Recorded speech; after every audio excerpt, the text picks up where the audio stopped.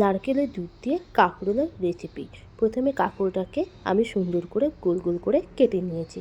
তারপর নিয়ে নিয়েছি জিরে বাটা, আদা বাটা, লঙ্কা বাটা, হলুদ আর নুন আর দুটো কাঁচা লঙ্কা। এই উপকরণগুলো অবশ্যই দিতে হবে। তারপর আমি নিয়ে নিয়েছি নারকেলের দুধ। নারকেলটাকে কুড়িয়ে নিয়ে হাতের সাহায্যে নারকেলের থেকে দুধটা বের করতে হবে। তারপর আমি কড়াই বসিয়ে দিয়েছি। কড়াই গরম হয়ে গেছে, তেল দিয়ে দিয়েছি।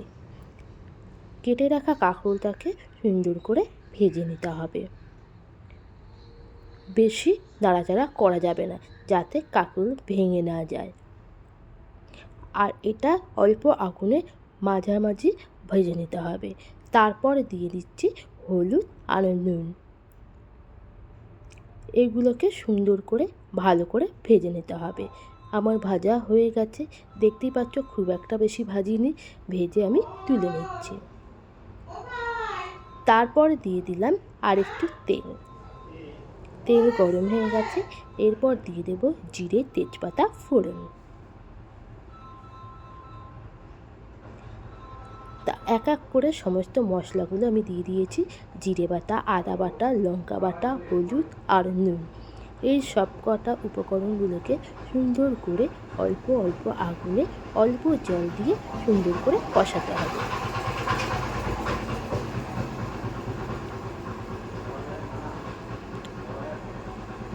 তারপর আমি দিয়ে দেব অল্প একটু চিনি। যেহেতু এই রেসিপিটা ঝাল খায় না, এটা সম্পূর্ণভাবে একটু মিষ্টি মিষ্টি খেতে হয়। আর দেখো মশলা থেকে সম্পূর্ণ তেল ছেড়ে দিয়েছে। এরপর ভেজে রাখা কাঁকরোলটাকে মশলার সঙ্গে সুন্দর করে কষিয়ে নেব।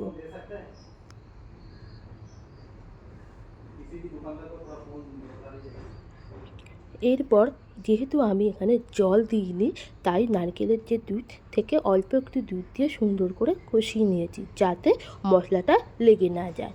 তো মশলা কষা হয়ে গেছে, আর বাদ বাকি যে নারকেলের দুধ ছিল সেইটা আমি পুরোটাই দিয়ে দিয়েছি। এই সব উপকরণগুলো আর নারকেলের দুধগুলো একসাথে সুন্দর করে মিশিয়ে নেব। আর এটাকে ভালো করে ফুটাতে হবে। দেখবে ফুটাতে ফুটাতে লাস্টে নারকেলের থেকে তেল ছেড়ে দিয়েছে। দেখতেই পাচ্ছ নারকেলের থেকে তেল বেরিয়ে গেছে। আর নামানোর আগে দিয়ে দেব গরম মশলা।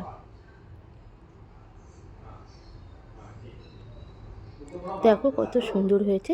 তোমরা এই রেসিপিটা বাড়িতে ট্রাই করে দেখতে পারো। খুব সিম্পল, খুব সহজ পদ্ধতিতে হয়েছে রান্নাটা। রেসিপিটা তোমাদের কেমন লেগেছে আমাকে অবশ্যই কমেন্ট করে বলবে। ভালো লাগলে লাইক করবে। সবাই ভালো থাকবে, সুস্থ থাকবে, সাবধানে থাকবে। টাটা।